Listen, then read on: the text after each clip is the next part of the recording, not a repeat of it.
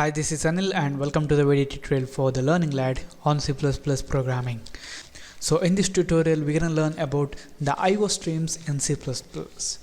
So we're going to learn what is a stream, what are the type of streams are available, and what are the stream classes available in C++. Alright, let's get started.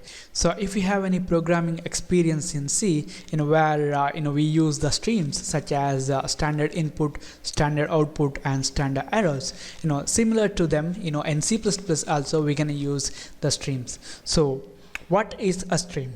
A stream is nothing but a logical device that produces or consumes information, which is nothing but a buffer, where we store some information, and from that stored information we can read or write to the program or to the devices. And the next thing is, what is the use of these streams? For example, in your program, sometimes we have to read or write from or to a file. So we're gonna need to operate or to work with the files. And then, sometimes we need to write to the printers. We want to print some information using the printers.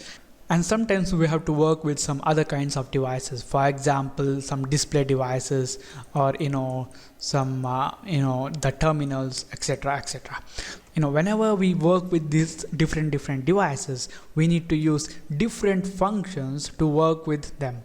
But what we can do is we can use the streams in C++. The IO system is gonna link these streams with the devices. So here, it's gonna link the disks and the printers and the displays. So what happens is, the IO system is gonna perform the read or write operation that we want to perform with these devices, and we're gonna do that, or we're gonna work on these streams.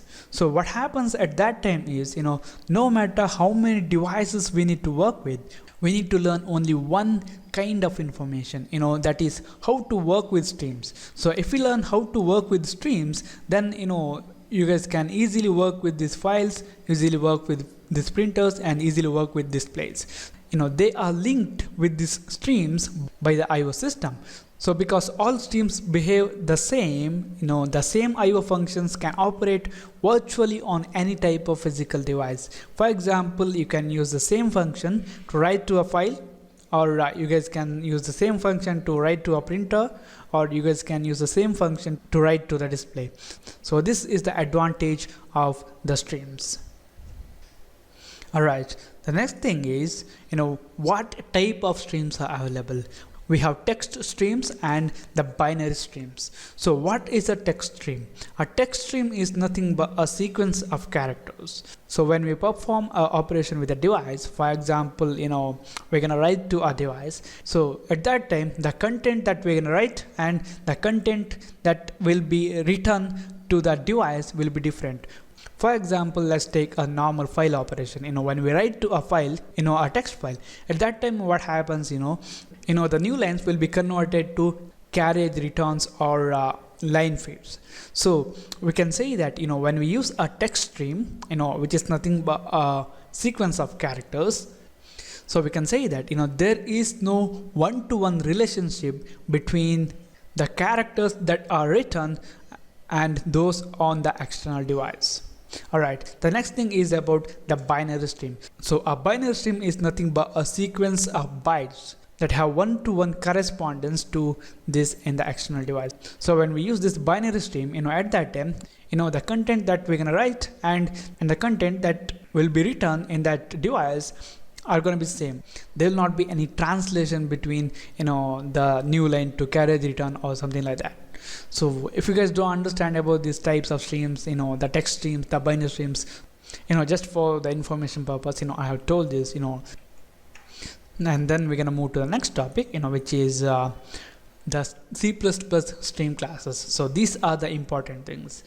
So in C++ we have three main stream related header files. We have IOStream header, which we have learned and used, and we have fstream and ESstream, which we're gonna learn in the upcoming tutorials. So this IOStream header defines the classes, which are used for standard input-output operation. For example, the C-in, C-out, these are the objects of the class IOStream, which is defined in this header. So in this IOStream header, we have iStream class, overstream class and the iostream class, and then this fstream header is going to define the headers which are going to help us to work with the files. For example, this fstream defines IF stream, input file stream, OF stream, output file stream, and then F stream, which contains both input and output operation. And then we have S stream, which stands for string stream, and we have I string stream, the inputs, the input string stream, and then O string stream, output string stream, and the string stream. We're gonna learn about them in the upcoming tutorials. All right, the next topic that we're gonna learn is about the built-in streams. So when a C++ program starts, there are 4 built-in streams will be created. One is cin, cout, cerr, and clog. And we have used the cin and cout for standard input and standard output.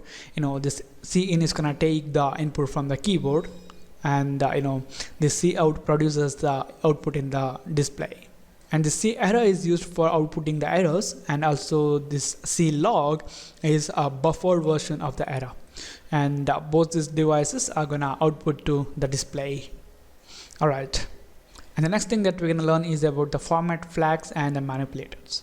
So when we use a stream in C++, the every stream has associated with it a set of format flags and manipulators that control the way information is formatted. For example, we have already used this end line, which is used to insert a new line to the stream. And also we have endes, which adds a null to the stream, and then dec for the decimal representation of the number. And similarly, we have a lot of format flags and manipulators available in C++ streams, and we're going to learn about them in the upcoming tutorials. Alright guys, this is it. This is about some information on the streams in C++. Thank you for watching, and don't forget to subscribe.